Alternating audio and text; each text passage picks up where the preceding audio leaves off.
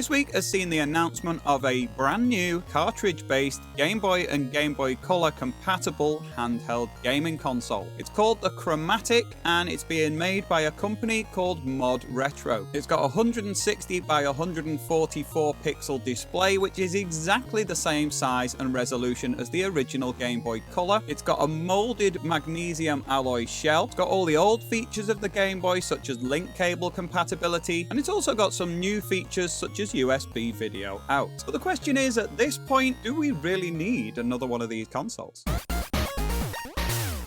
A few days ago, my phone started to blow up with notifications and messages and news stories about a newly announced Game Boy compatible handheld. Naturally, I was interested and went and did a whole load of reading all about it. It's made by a company I hadn't heard of before called ModRetro, and it's called the Chromatic. It comes in a whole range of different color schemes. It's got a screen that sounds like the really interesting part because it's meant to be a complete replication of the original Game Boy Color with exactly the same pixel resolution and size. However, it is also backlit to such a brightness that you'd be able to see it clearly in daylight. So that is definitely an interesting selling point. In addition to that, it's got a molded magnesium shell. So metal shell is always pretty interesting. And it's FPGA based in the same way as the Analog Pocket before it, and more recently the funny playing FPGA. So at first glance, and having seen the price, which seemed kind of reasonable for a fairly premium looking product, I was quite interested. There's a release video all about it. I'll just link that in the description down there. You can go and take a look yourself. So when I was watching this original launch video, there's a guy on there telling me all about how great this console is and how much it means to him. And I was kind of getting that feeling like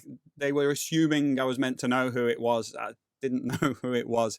It was bugging me actually who he reminded me of until I remembered that episode of Scooby-Doo when they had Smash Mouth on it. But it turns out this guy is called Palmer Luckey. He is a tech billionaire who's made his fortune through creating the original Oculus Rift VR headsets, which were eventually sold to Facebook. In terms of what he's doing now, there is a little bit of unrest, shall we say, in terms of people's opinions of him. He owns an arms company, effectively, that make weaponized drones. So for me, to invest in this console, even though it seems to be kind of a sort of passion project, I'm not comfortable with that.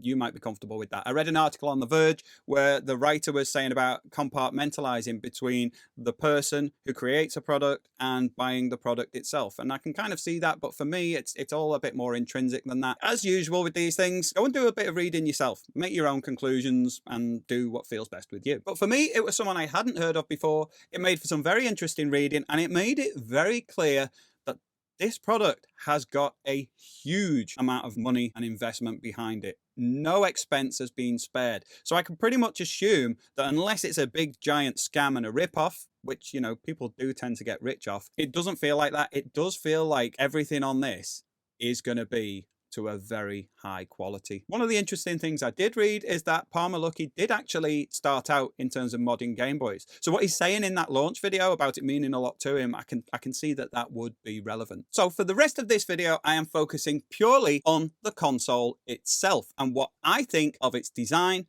of the interesting things that it proposes, and the things where I feel like it's maybe dropped the ball a little bit. So first of all, we've got the current state of play. We've got the Analog Pocket, which is a beautiful, really capable, really well-reviewed console. I haven't got one because they're kind of expensive. If you're getting one shipped to the UK, you've got to pay tax on top of it, and their shipping rates are huge. So it's a very, very expensive console. And anytime I kind of buckle and think, oh, go on, I will get one, they're always out of stock. So I am still currently without an Analog Pocket. However, I absolutely love my FPGB8. This is an FPGA-based Game Boy build-it-yourself kit, lithium battery, plays original Game Boy cartridges, gets frequent updates, and it's got a huge, beautiful, colorful display, and the form factor is exactly the same as the original Game Boy Color. I am a massive fan of this thing. I wasn't sure if it was going to be any good because it is really cheap. It's absolutely brilliant. And in fact, I've got loads of Game Boy consoles, but this is the one that I pick up and play the most when I'm putting a cartridge in to play. And although I said the price of the Chromatic seems good, it's worth bearing in mind you could buy two of these for the same price. So the Chromatic kind of falls between the two, but it does have its own selling point. What it seems to be going for is that it is the most faithful recreation of the original Game Boy experience. And it definitely seems like that is their mentality, but very much from a tech standpoint rather than just the user experience. Let me just explain. So the big push is the screen. The screen is pixel perfect, exactly the same resolution and size as the original Game Boy Color. Now, while at first that sounds great, the original Game Boy Color display is actually really small. That's one of the reasons why I love the FPGA, because it's huge by comparison. That's a big selling point for me with this console. So to get a brand new console with a display that small, I was expecting that the console would be scaled down a little bit, but when I checked the measurements, it was just slightly bigger than the original Game Boy Color, particularly in the thickness, and it is pretty thick. It reminded me of the smaller RG Nano that Anbernic have released recently. However, when I actually saw the pictures of it being used, it actually looked much bigger. So I don't know whether that is going to work well for me in terms of the screen. So I can see from a purist point of view, to get the screen display recreated so faithfully, and apparently the color palette matches that kind of slightly murky color scheme that you get on the original Game Boy Color. You know, if that means a lot to you, then I can see that being a totally brilliant selling point. I would have maybe liked it to just be like scaled up to double the size or something like that, but maybe I'm missing the point. Different people have got different priorities. I'm well aware of that. It's quoted to have a really high quality speaker, and it's just a mono speaker, but again, the FPGA has that. Now, one of the reasons why this thing gets a lot of flack is that the clock speed is slightly inaccurate. To me, honestly, it doesn't make a jot of difference at all. Like when I am playing, if I'm comparing one console to an original Game Boy and running the same game at the same time, it loses like seconds every few minutes. It's not noticeable. But again, if you're a purist and you want to kind of know that you are going through that original experience, then maybe that matters to you. I know it does matter to some people. It doesn't bother me. I'm just playing games on a plastic toy. It's not life or death. But we all know, just because I've already got something doesn't mean if a new version comes out, I'm not going to be tempted to buy more. You know, I'm kind of the target audience for this sort of thing. So I was tempted to buy one at first. So then it comes to my real sticking point, and it's not actually something that I've read elsewhere. A lot of the focus tends to be on the technical specs. A lot of the opinions about how it looks tend to be pretty positive, but there's 6 color options available. I don't like any of them. They're all pretty horrible.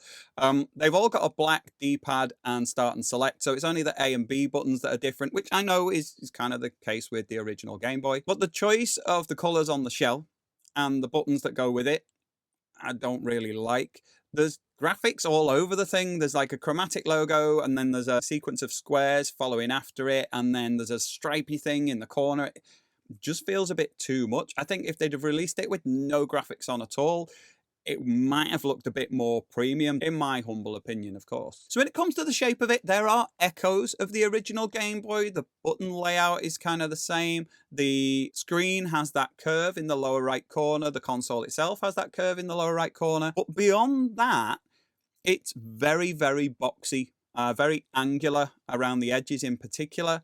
The graphics that are on it really do take it away from a Game Boy aesthetic, and I suppose that they were going for looking like a new product, standing out and looking different, and it definitely does that, but it also looks a bit cheap, like a lot of the things you'd find on AliExpress that have all popped up in the wake of the success of consoles like the Miu Mini. So I'm assuming that the kind of boxy nature of it is partly due to the process of molding the metals, which I hadn't heard of before. It's made out of a magnesium alloy with a process called Thixo molding, and I wasn't sure if it was some just gimmicky name they'd given on something, but the Thixo molding process with magnesium is actually a fascinating rabbit hole that I went down and read all about. It's genuinely interesting, and it does make for really high quality alternatives to die casting. It's far less porous. It's almost like the injection molding of plastic, but done with metal. That was really, really interesting. So that to me is like a definite positive of this console. However, the shape that they've come out with is my main concern. You see, I said earlier, some people will focus on the technical aspects of these things. They'll focus on like how accurate the precision of the display is, or the recreation of the sound and the clock speed. And I understand all of that.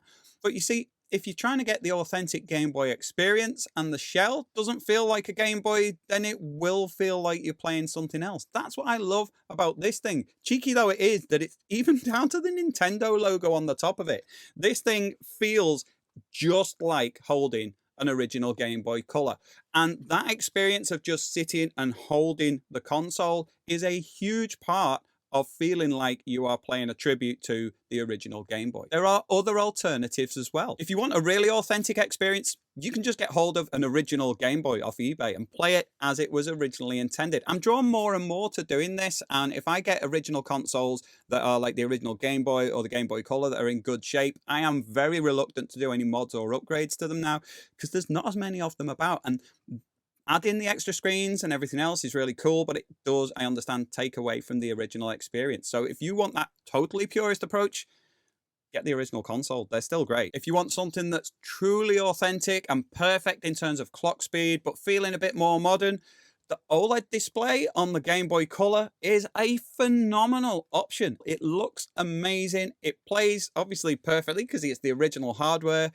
And of course, it's compatible with all of the Game Boy and Game Boy Color cartridges. You can't go wrong with one of these builds. One of the advantages of the Analog Pocket is that in addition to it running the original hardware, you can also add ROMs to it and play those on emulators too. As I mentioned before, there are purely emulator-based consoles like the Mio Mini or the Mio Mini Plus that I've got here that are a wonderful way of playing a whole load of old Game Boy games without having to swap out any cartridges. Because let's not forget, it is a bit of a chore taking these cartridges out, putting them in if you don't really enjoy that nostalgic appeal. And although it's had mixed reviews, I am a huge fan of the RGB20 SX from Powkiddy. It's a fantastic way of playing original Game Boy games because it's got that huge square screen, which is pretty much perfect for playing Game Boy games on. And given the shape of the console and the size of the display, it's a much more financially accessible way of playing games in a similar way, but obviously not quite as good as the Analog Pocket. So with all of these other options available, let's take a look at the ModRetro Chromatic and see if it does have what it takes to enter the market and be successful. So I've got the specs on screen here. It's got 160 by 144 pixel, 2.56 inch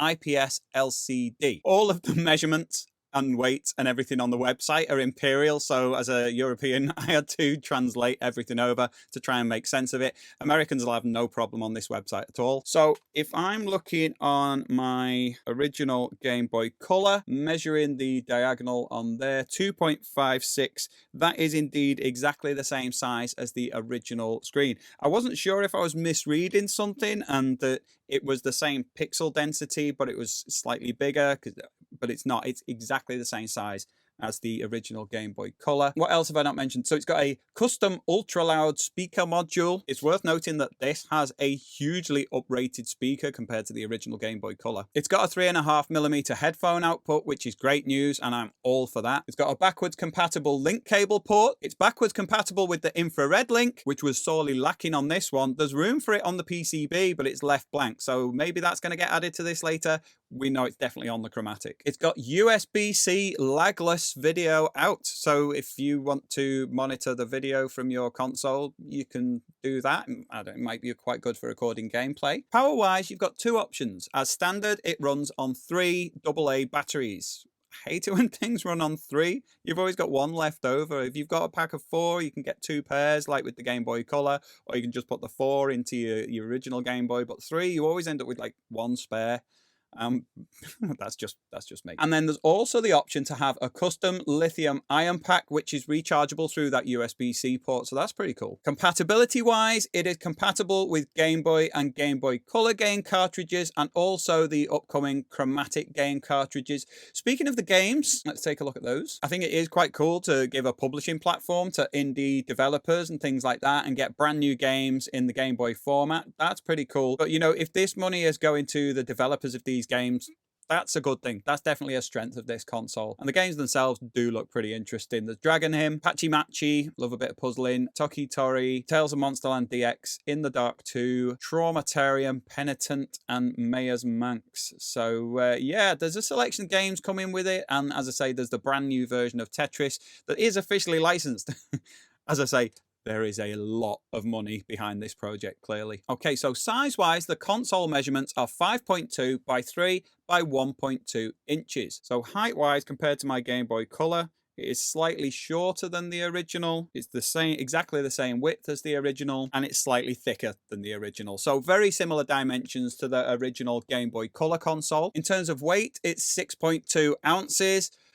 Again, didn't have a clue. I'm used to grams, but I got the kitchen scales out, did a little bit of weighing, and it's very similar to my original plastic Game Boy Color with its batteries in. Now, this is surprising for a metal shell, but with it being a magnesium alloy, that's very, very lightweight. And the Thixo molding process that I was talking about before means that you can get much, much thinner walls than you can have from a die casting process. So that's really nice to have a metal shell that's extremely lightweight. I think the premium feel of the metal and the weight being very similar to the original Game Boy, that would add to what I'm talking about earlier, this user experience. That I see would be definitely a positive. It's got a sapphire display front crystal. That basically means the lens is less likely to scratch, which isn't a bad thing. So in the box, you get the console itself. You get the Tetris cartridge. I'd seen some reports that it had Tetris built in. It hasn't. It works kind of like the original Game Boy.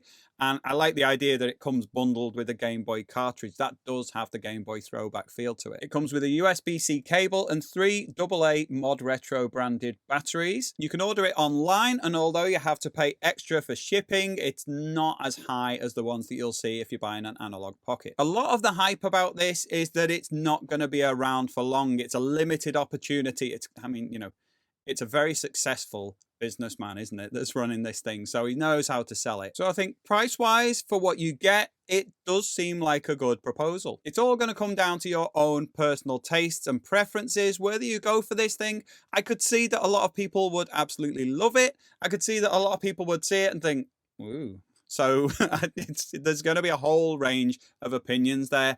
I don't know. I've not really spoken to many people about it. I've seen a lot of articles that are really gushing about it. I've seen a lot of articles that kind of just draw all the attention to Palmer Luckey. But as I say, that's something to read and form your own opinions on. But when we're looking at it in terms of a Game Boy, I mean, my approach is generally the more the merrier. The more is out there on the market, the more there is something to appeal to individuals. It's just that that particular option doesn't appeal to this particular individual. What about you though? Am I being overly harsh there? Is this something that is genuinely new and exciting? Are the positives of this that I'm not that bothered about something that's really important to you? Let's have a chat about it. My personal recommendation is still the funny playing FPGBC. It is a fantastic console for the money. You can play all your original Game Boy and Game Boy Color cartridges on it, and it feels just as authentic as the original, but it's got a massive screen. And if you struggle with looking at tiny screens as you get older like me, then that is a definite plus. If you want to find out more about this console, I'm going to leave a link up here for you to go and watch. Otherwise, I'll see you in the next video. Bye.